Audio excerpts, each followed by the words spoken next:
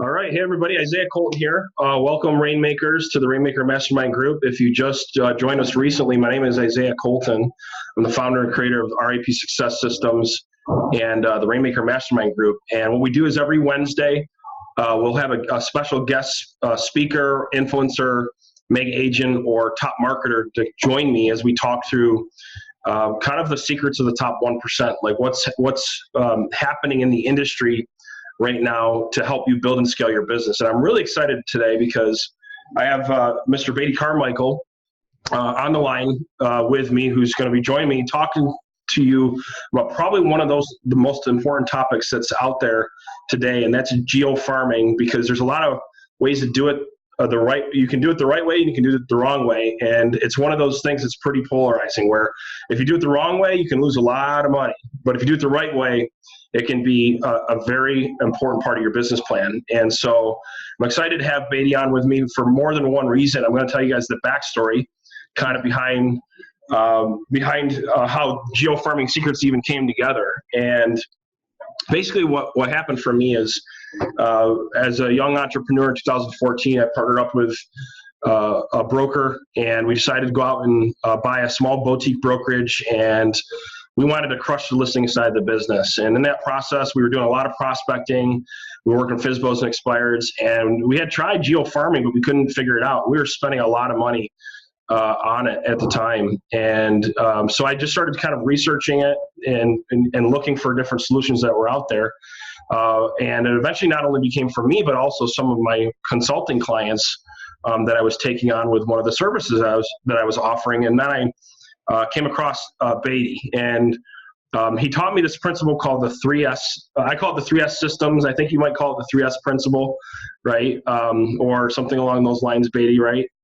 The 3S formula. Okay, the 3S formula. Okay, cool.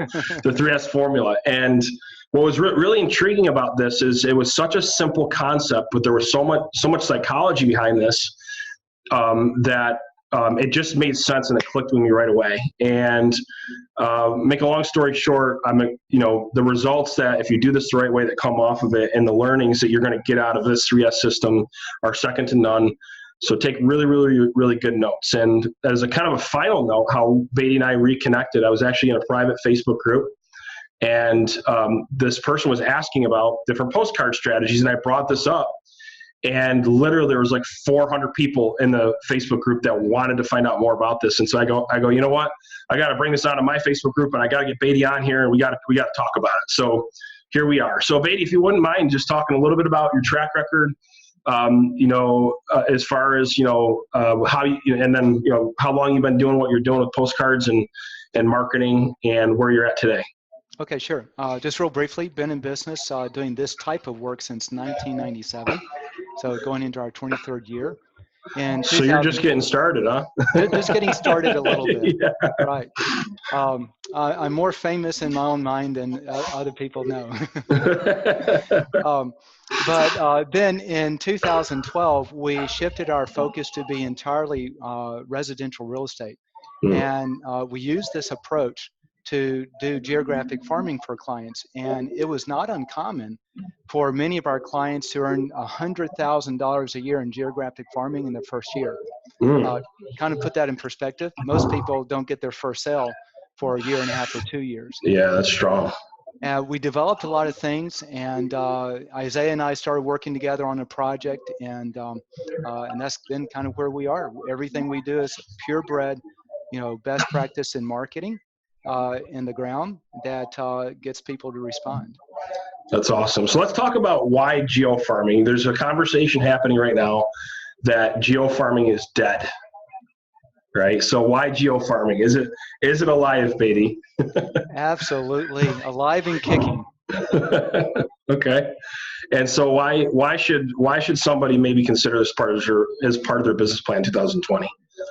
The real simple answer is there's only two ways to grow your business. You can either grow it organically with past clients and sphere of influence, or you can go after a target and actually drive business. And geo-farming is the easiest way to do that. Right. And it's fair to say a lot of the principles we're going to talk about today actually work for farming your database too, right? Nurturing your database as well, right? So it's all the same. Yep. It's all kind of the same. So one of the things that's important, I think, that when we're talking about doing this is you want to make sure that we're able to increase our transactions and decrease our cost per sale. And ultimately, there's a lot of things that go into running a campaign the right way that affect those two things, right? Is making sure that you can your cost of sale doesn't get too high, and you can also have the amount of transactions that you need to do. And this is one client of mine that is absolutely crushing it. I want to give Amanda a shout out because within 3 months of being with us, and she is just absolutely crushing this. So she's got, Beatty, we have what's called Rainmaker Reward System. She's going to get a plaque and some, in the mail for her work that she's done. So every session, I just like to give a shout out to some of our clients, and she's one of them that definitely deserves a shout out. So she's rocking it. She's doing really, really awesome. So let's talk about some of the common mistakes, Beatty, that come across when somebody's setting up a geo-farming campaign. Well, I love your first block because that is the biggest mistake most people make.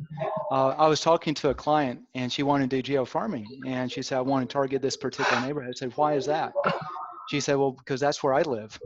I said, well, are you more interested in targeting where you live or making the most money? And once you put it in that perspective, then, it's, well, I want to make the most money. So there's a process, and how do you pick the right farm? Because if you think about this, Isaiah, have you ever made an investment? Like, do you have like an investment fund that you invest money in? Yes. Yep. Okay.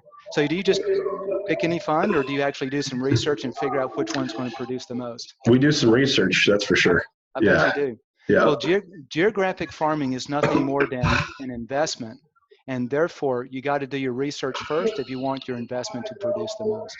Right. And not doing so can be very, very costly. Right. Very costly. Yes. Yeah. And so one of the things I think is important to consider is in choosing your location is obviously turnover, right? Everyone's got different opinions.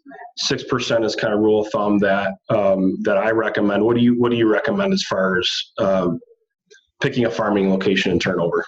The most important thing, so turnover and average sales price are actually the two most important things, that they go together. Right. Because turnover rate by itself doesn't tell you enough. So what we tell people is pick areas that you think you want to target, look at the turnover rate, but then if you multiply that turnover rate by the average sales price, it creates what I call a sales turnover number, and that allows you to apply apples to apples comparison with each farm. Because if you have a high turnover and a low sales price versus a low turnover and a high sales price, which one is better? And once you put it through that little equation, then it becomes crystal clear which one gives you the greatest opportunity for the greatest return. That's awesome. That's awesome.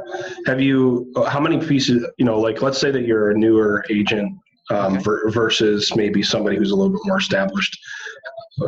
Let's say they've never done geo-farming before. How many pieces of data, so to speak, or homes should they start with, would you say?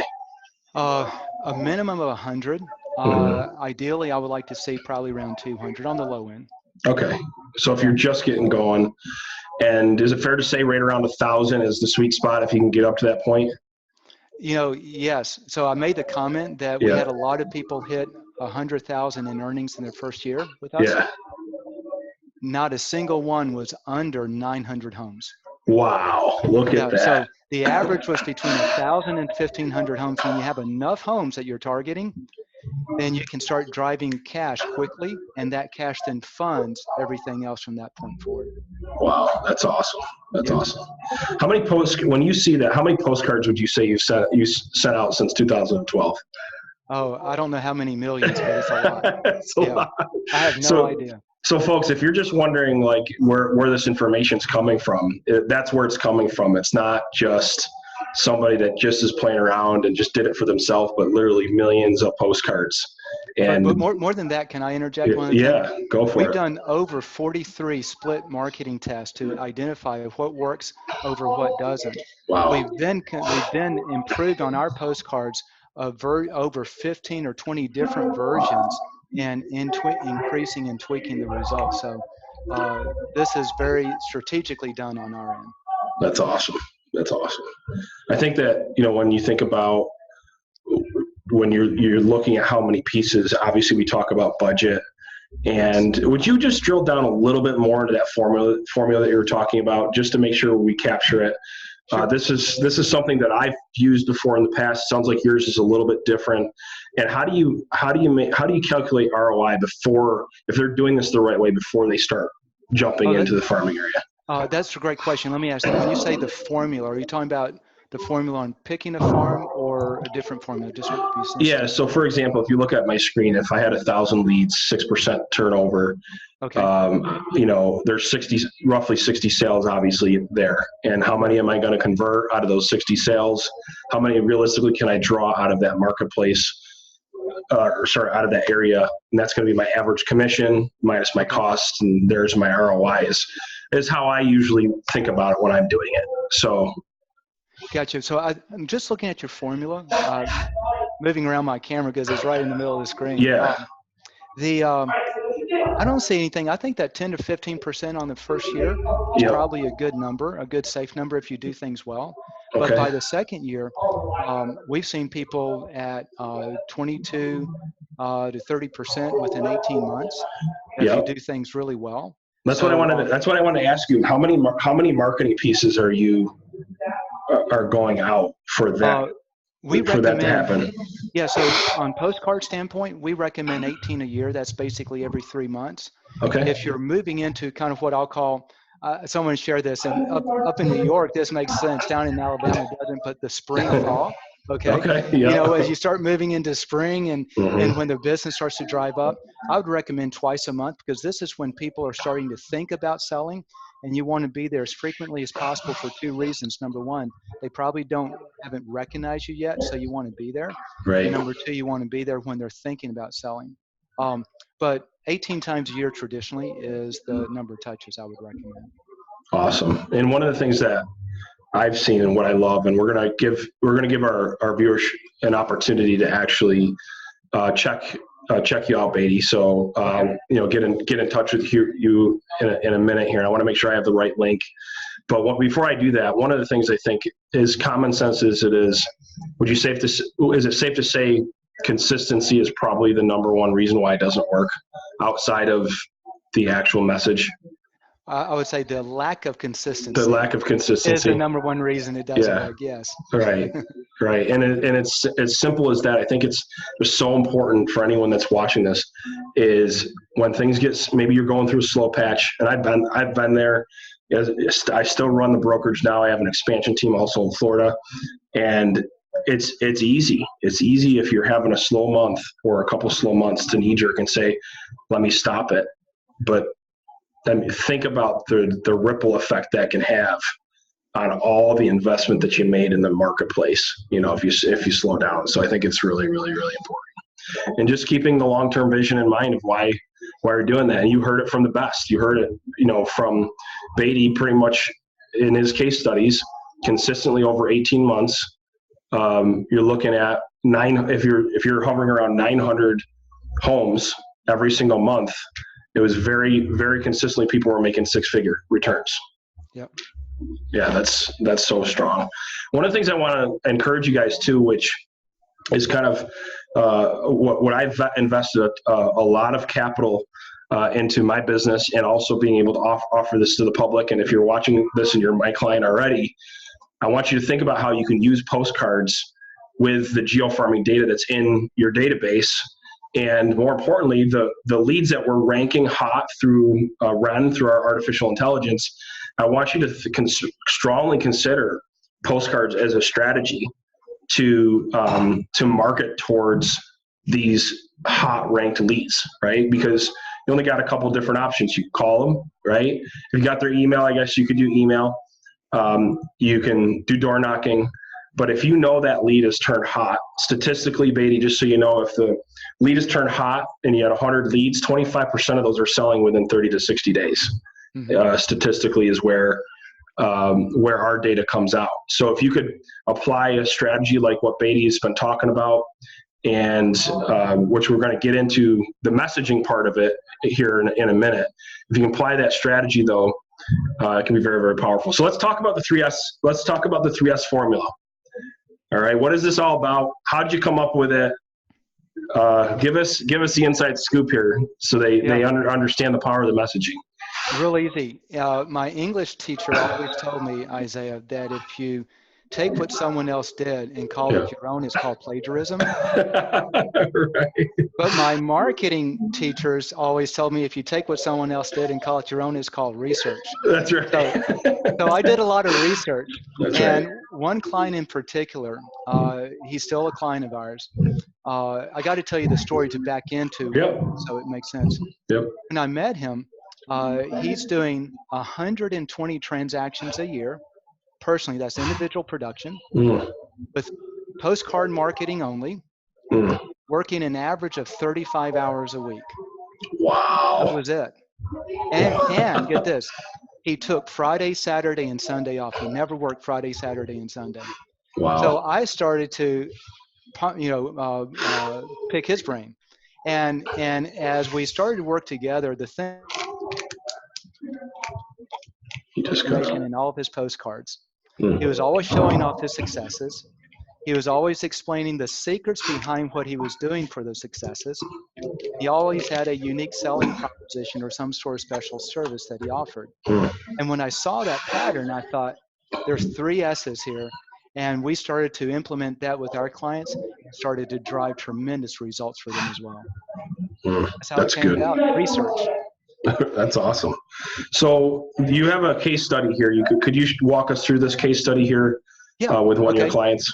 Yeah, so this is Josh, and at the time that he came to us, in fact, this is how you and I met. Yep. So at the time, that's interesting. Josh, I forgot about that actually. Yeah, that's exactly it. Yep. So Josh came to us. He was 3 years in the business. At the time, he was doing a lot of volume, but he started to do geographic farming, 1,200 homes, as you see on the screen, 12 months with very little results. And he was, and this is the key, he's such a smart businessman. He called me up and said, I don't want to stop this marketing, but I know there's got to be a better way. Can you help me? And so I said, yes. So we where most people would just bag it. They'd be like, I'm not getting the results I wanted. They just talk. Canned it. But like you said, Isaiah, he knew the ROI was there if he could just break through the formula to make it work. Right. So at that time, we were just working on this 3S's formula. We started to implement with him, and 4 months after getting it fully implemented, he picked up like 6 or 7 listings in that period of time. But by the 4th month, he was getting 2 come list me now phone calls every week. That's about 8 a month. But here's the cool part. You probably don't know this. So in this area, these are all people that are newly moved in. They've been there maybe 10 or 15 years. They did not know Josh, okay? Wow. Half of the people were calling him up and saying, Josh, I'm thinking about selling. Can you come talk to me? But watch this. This is the most important part. The other half were saying, Josh, my home is not on the market. As soon as my home is on the market, it's not selling, but as soon as my contract expires, will you come sell it for me? In other words, they were so convinced based on the 3S formula that they were buying him before they'd ever met him. That's powerful. That's powerful. It really is. Wow. Come list me now. That's the epitome of come list me now right there. That's really cool. So walk us through the difference between a good postcard and a bad postcard. Yeah, okay. So this is a great looking postcard, but it tells you nothing. So think about this. I'm a homeowner. When I'm going to choose an agent, okay, by the way, 80% of homeowners choose an agent they've never used before. So I'm choosing someone I've never really met usually. So now I look at this postcard, and while it looks nice, you have to look at it from the homeowner's perspective. I want someone who can sell my home for the most money in the least amount of time. Does this card give me any confidence that he can? And there's nothing there. It just Absolutely says, not. It's nothing. Yeah, it's just a bunch of platitudes. Agent, here's the key. If any agent can say it, then it does nothing to set you apart. That's good. I like that. I'm gonna write that Any one agent down. can say this. That's good. All right, let's go to one of the cards you've done. Okay. What's the psychology here? Okay, so the psychology is we're taking the 3 S's and we're doing it really well. Here's the backstory on this. We first interviewed Bill. Bill's not the real name, but it's our fictitious name to protect our client. But we interviewed Bill and we found out what made him unique. And here's the really cool part, because we were targeting an area that he didn't have many sales in that area. So we just took some of the sales he had in the past from other areas and reprovisioned them here. So the process is, number one, you want to show off your successes. That's what we're doing in this headline over here that says sold in 7 days for $7,900 over asking price, because that's what a homeowner wants. Right. That's going to get the homeowner to then want to take notice and start to read the postcard. And so then you begin in the red letter. By the way, can I give a little bit of marketing psychology? Yeah, please do. Okay. So we did a test. And a lot of times people like to use what's called reverse print, which is they have a dark background and they have white lettering for their main copy. So we tested that. We took the same copy, both on 2 sets of cards. One is reverse print, like the headline you see, sold in 7 days, that's reverse print. But if you look on the main part of the copy, it's black print on white paper. Yeah. Would you like to guess how big of a response rate increase we got between regular print versus reverse print? Any idea?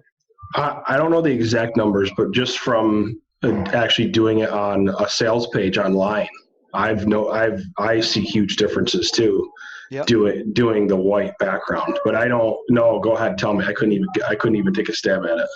800% difference. No way. 800%. We did a split test across all over the country to measure it. And so if somebody's using this brown background, just that alone, they're killing themselves. Even worse. Notice most of this is in all capitalized. If you want someone not to read your postcard, put it in reverse print, all capitalized. Okay. Right. I can see that too. It all kind of blends in, I think, right? What's happening here. It's just nothing's really standing out. So, and there's a comment made, if you think hiring an amateur, if you think hiring a professional is expensive, try hiring an amateur. That's so true. So that's the psychology behind this. Is it's all white background with dark print. The other psychology is, if you notice under the red letters, there's a capital A that's larger. It's called a drop letter. Okay. And statistically, that increases readership to begin reading by 20%. Okay. Wow. So that's kind of the psychology. So back to the 3 S's. Showing off the successes. The first thing is the headline. The second thing is the caption. Another amazing sale. I aggressively marketed this home and sold it in only 7 days. I created a bidding war, getting multiple offers, and got my client $7,900 over asking price. So what we're doing with that, Isaiah, is we're taking the sale and we're starting to articulate it in a way that the homeowner that's reading is going to go, wow. Let me ask you, if you're thinking about selling your home and you read that, is it impressive? Oh yeah, and I like how it says another amazing sale. It doesn't say amazing sale, because that indicates like, oh great, you got a sale, but no, another amazing sale. That's a really interesting psychology there. And also the aggressive marketing. Someone, here's the challenge, and this is why this is so effective. The typical homeowner, Isaiah, believes that all agents are the same, that all they do is to stick a sign in the yard, list the home in the MLS, and wait for someone else to bring a buyer. And as long as they believe that to be true, they don't believe there's any reason to choose one agent over another. So what we have to do is give them reasons why you're different, and that's what we're doing here. That's strong. So how does this go out in a sequence? So walk us through the sequence of how to apply this. Okay. So what we do on our end is, now you can create these on your own if you want to take the time and professional, okay, or amateur, it's up to you. Right? But what we do is we interview our client one time, we give all this to a copywriter, and then we put all these cards together. We create the entire year's series right up front, let the client approve it, and then we lock and load it. The client never has to touch it again, and it just goes out automatically. Wow, that's awesome. How much time savings do you think that is for an average client? How much time do you save them just right there, let alone the return because of the copy? Yeah, well, just time. I have one client that likes to print his own cards, and he spends probably 2-3 hours or more every time he mails because he has to figure out what am I going to say, how do I write it, and all this other stuff. Get it to the postcard, post Right. office or all those details. So it's a lot of time savings.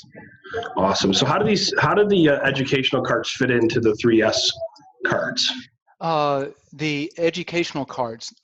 So like where you're like kind of you have a topic and you're talking, or maybe they're two different campaigns. I don't know. Yeah. So they're a little bit different, but not quite. So what happens is if you go back one last slide, let me show you how the education fits in. Yep. Okay. So in the black content, this is where we start to educate the homeowner on what the client does. And basically what we're doing, Isaiah, is we're giving that homeowner confidence that the client has expertise. So then if you go back to the next slide 4 that you just showed that says the home secrets, okay? Yep. These are designed to share expertise so that when the homeowner reads it, the homeowner applies that expertise to the agent that's sending it. Okay, so that's the idea, is that second S in the 3S's formula, Right. to show off the secrets behind what you're doing, Right. that causes the homes to sell for that value in that timeline. Awesome. So one of the things that I think I want to highlight too is because anytime I come across, there's a saying that, success leaves clues, and just kind of like what you were talking about earlier. For me, when I see a principle that makes sense to me, I say, okay, how can we actually use this in other forms of marketing too? And for our viewership, the power of this principle, or this system, if you will, that Beatty has come up with, is you can use the same psychology in every single marketing strategy that you do, and it creates a simple, duplicatable, repeatable process that you can do, and it shortens your time frame of what you have to think about. And so I want to give you some other ideas of how I have used this, so for example, when I go live and I have a topic that I'm talking about, what do you think is going on? What 3 things are going on in my head? The 3 S's. Mm-hmm. I'm making sure that in my video, I have the 3 S's incorporated. You can think about it with a blog post. You can look at it from, the point of an email. And one of the strategies that we use is my broker will shoot a quick video. He'll show off one of the successes we've had. He'll go through the whole 3S process. And then what we do is we take that video content and we actually format it and split it up. And I call it the content multiplier formula, where you can actually take that content and from that video and shorten it for Instagram, maybe a little bit longer for Facebook if you want to do YouTube. You can even do a quote card. You can turn it into a blog. And so you can take one video and that simple content and actually use that psychology for all of your marketing. And then if you have Beatty's postcards coming in behind it, now you're completely surrounding your database with this simple strategy.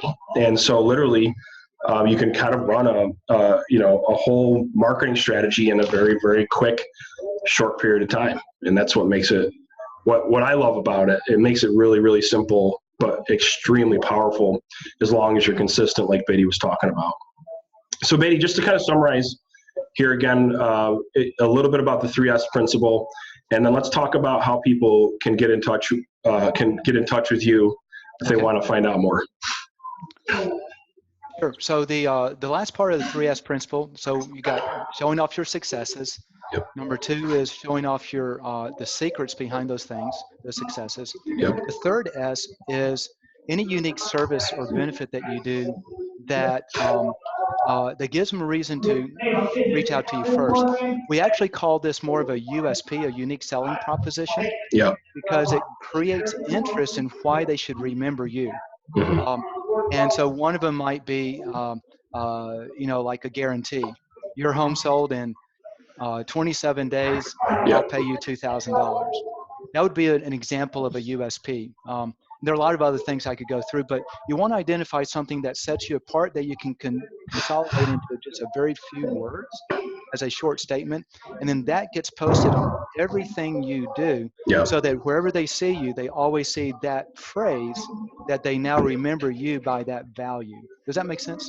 Yeah, it does actually for our brokerage. And when I'm coaching consulting, the very first thing I look at is the USP, or I call it unique value proposition, because that's usually where where realtors are a little bit weak is, their unique value proposition is professional photography, right? Which, while that is okay, right, it's not really going to make you stand out from the crowd. And so that's one of the first things that I actually look at, Beatty. So I'm glad you brought that up. So for example, we have a core 5 that we use, depending on when we're going out on a listing appointment. So, and depending on the audience. So we have one that's a little bit more towards for sale by owners, one that's more towards expired. So for example, for sale by owners, they're usually a little bit contract, they're a little bit hairy about a contract. Sometimes they're a little bit concerned about commission. So we have what we call a smart seller program that we have tailored towards a for sale by owner.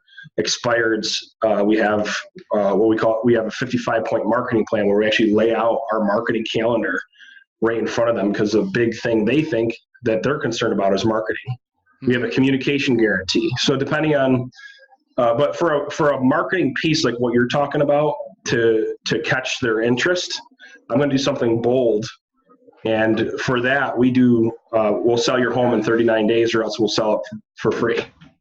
So I think that it's important, because you got to use the right UVP or USP, because there's a difference between catching their interest and getting them to take an action, and using what a USP at the closing table. You want to have different ones, because a communication guarantee is good, don't get me wrong, but that might not be enough to get them to want to call you in the beginning. You might need something stronger. Would you agree with that?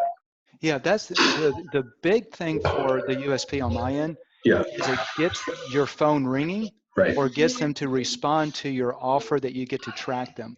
Right. The USP for me is you want to make it as exciting as possible to the consumer, so they have a reason to call you first. Right. And then everything else happens behind the scenes. So all your other communication guarantees and these things that you add value, that value isn't really as clearly understood with the homeowner as your home sold in 39 days, or I sell it for free. Okay, that communicates value. So that's what you're trying to do there. Awesome. Get them to respond. Awesome. Kat, did you join us? Are you there? Yes. Okay, awesome. Hey, this is Isaiah Colton. I'm the founder of ROI Success Systems, and I have Beatty Carmichael here, who is come up with this concept called the 3S system, which we're talking through. And he is a dynamic individual from a marketing standpoint. He has a very strong niche with postcards and geo-farming, but also actually working your database with postcards. And he's come up with this really awesome concept that we've been talking through here. And Kent, just to kind of backtrack a little bit. Number one, thanks for hopping on here. Sorry, it took a little while. No, that's okay. It's all good. We're going to wrap up here in about 10 minutes, but I do want to get a chance to ask you a couple questions, Kent, and see if we can add some value for you hopping on. So, Kent, goals for 2020 out of curiosity. What are you looking to do in 2020? 180 transactions, 15 a month. Okay, awesome. And what does that look like from last year?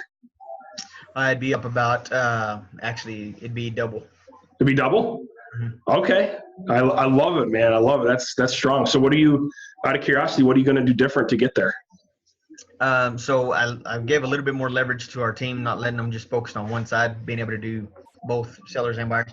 But instead of, we always go to a lot of these conferences, and they always suggest so many things. You kind of get shiny object syndrome. They don't implement anything. Yeah. So this year we actually, I told my team we're going to do just our own little get together. We're going to do a 4-day getaway, and we're going to focus on 3 things we can perfect this year and just maximize 100%. Okay. Have you done geo-farming in the past out of curiosity to get listings? We've done a little bit, had very poor success, to be honest with you. Got a little bit of information, but as far as a cost per value or anything. It's more of something we do to satisfy our clients, sending out the postcards, stuff like that. Right. As far as a conversion, it has not worked nearly as well as my door knocking, to be honest. I mean, I'm a big door knocker, so that's my bread and butter. Awesome. Yeah, and I think if I recall, one of the things you do with our database is you door knock the hot leads that we rank in your database. Yep. Right. So, which is awesome. Yeah, that's really awesome. Beatty, could you give it maybe Ken, if this is okay with you, because Beatty has sent out literally millions of postcards. Okay. Beatty, maybe you could ask him some questions, or maybe just talk a little bit about, because I'd like Kent to leave with some value here, right? As we got a little bit of this here on the phone while I was coming, so I did catch a little bit of the reverse print. So I appreciate that. Awesome. That's great. So with the system we've used, and you'll probably be familiar with it, is there's Postcard Mania and then of course Quantum Digital. Mm-hmm. Quantum Digital is the one we primarily do just for like listings, just sold, and we get a few clicks or responses, but then people say, "Oh, I didn't get it." Like we magically got their information. So gotta love it. So do you have any recommendations for Beatty, for Kent? Yeah. Let me make one comment just for those who are listening, because this is so important. When we're dealing with seller leads that have been identified as someone thinking about selling, we've had a host of our clients, because we used to do that years back, and we found that our average client would win 10% of the listings that came on the market. So if we identified 10 listings that came on the market, my average client would only get one of them. But then we started to teach them something different. And they started to go from winning 1 out of 10 to 9 or 10 out of 10. And do you know what that one thing is? No clue. Door knocking and saying hello. Absolutely. Made a huge difference. That's why we all the difference in the world. There's a lot of reasoning behind that. We won't go into it unless you want.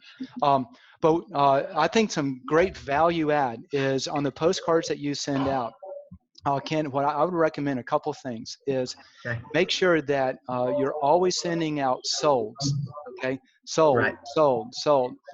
Take some time and identify how can you say the best thing about that sold as possible, because you want that homeowner to, when they read this, you want them to think, oh my gosh, every sale that Kent touches is an amazing sale. There's always something good you can say. Okay. If time allows, I'd love to tell a short story of one. Yeah, go for it. Okay. Yeah. So one of our clients, he didn't have many sales, and one of the sales was a cruddy sale. It was like 4 times days on market. It was like 70% normal sales price.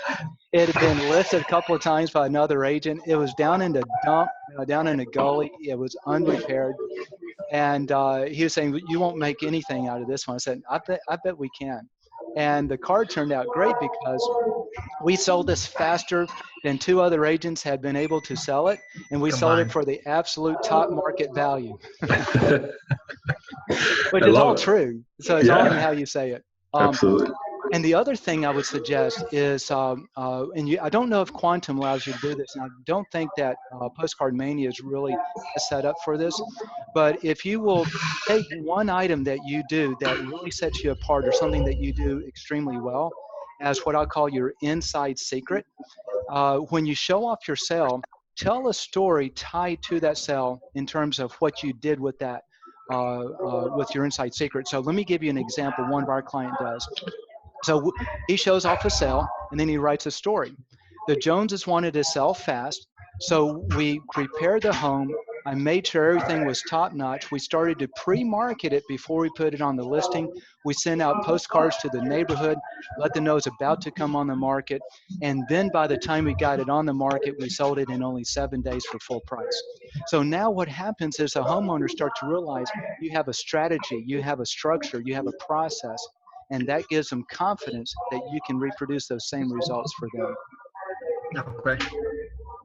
Awesome. So that's great. And one of the things just to kind of leave off here, I think is really important is I don't know how much do you use video right now in your marketing plan? We do quite a bit of Facebook video.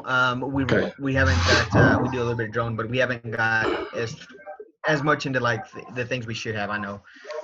For instance, I know my marketing coordinator wants me to do a podcast and stuff like that, and we Yeah. just haven't implemented that. Okay. Yeah, one of the things I think, particularly just speaking to Database Pro, which I think is the service you have with us, is our clients that see the highest ROI once a week, they'll log in and they'll just turn on the camera there, the recorder, they'll shoot a quick video. And what I teach is to use the same psychology that Beatty's talking about, where basically you go live and you go through the 3 S's. You talk about a home that was sold, talk about the secrets between how you helped get it sold, and then one of your unique value propositions, one of the unique services that you offer, and then just doing that to your database, at least once a week.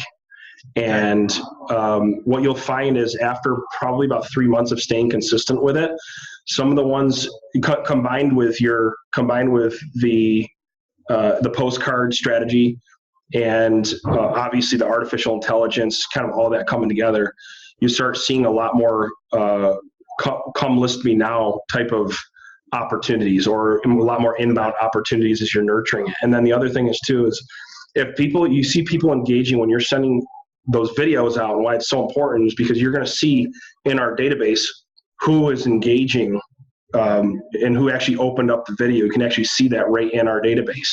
Okay. And so what's nice about it is it's kind of like a built-in bomb or some of these other follow-up boss tools that are out there. It's all there, and it could give you an indication of who maybe you should go knock on their door, who you should kind of focus on first within the hot leads because they're engaging with your content.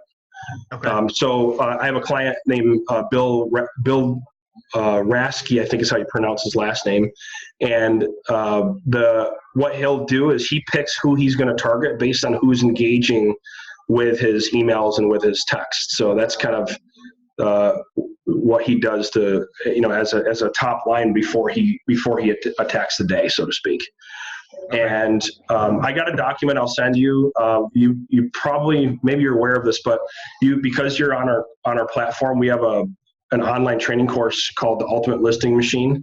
Okay. And there's a detailed sales and marketing plan that maps out kind of like what to do on video, what to do on Facebook, what to do on all the different platforms. And it's literally plug and play. So I'm going to just make sure you got the login for that so you can go and check that out. And, it might be a useful tool for your marketing coordinator as well. That'd be great. Cool. Beatty, did you want to add anything before we go?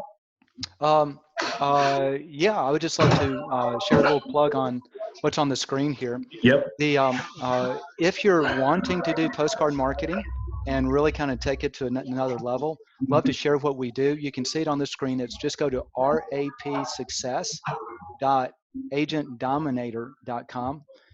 There's a short video there, but most importantly, just fill out a form. We'll get back with you and show you really how to take it the next step to drive in those sales. Yeah, and that's the reason why I wanted you on here, Beatty, is because not only of what you've done with our brokerage, but also I'm really excited to have you, doing a series here with me, because I really, really think that one of the biggest struggles that our clients have is once they come on board is then to say, okay, how do we convert these leads, right? Mm-hmm. We have them ranked now. What are the different strategies that we can use to convert them? And so definitely go check that out, folks. For everyone that's going to be watching this, rapsuccess.agentdominator.com.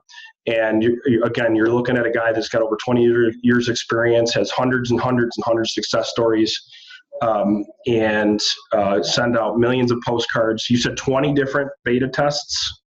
43. Right? Or 43 different beta tests on the cards. Uh-huh. That's awesome. And so, Ken, I want to thank you for joining us too. I really, really appreciate your time here today. Absolutely. Thank you, guys. Hopefully we added a little bit of value, and you guys have an awesome day. Hey, thank you guys for everything. Thanks. All right. Bye-bye.